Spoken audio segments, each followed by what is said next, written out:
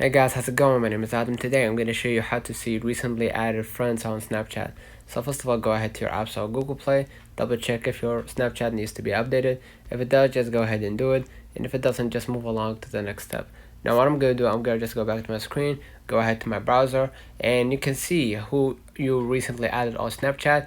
And basically regardless of if they added you back or not, when you are in the chat section, at the button at the top or to the right of the word chat is a person with a plus sign. This is the add friends button. Click on it, then click on the three dots on the top right corner, then hit recently added. So basically you can see them, you can see who you recently added regardless of if they added you back or not. Alright, so basically that's it. Let me know in the comments if this video helped you. Don't forget to like and subscribe. Don't forget to follow us on social media, and we will definitely see you in the next one.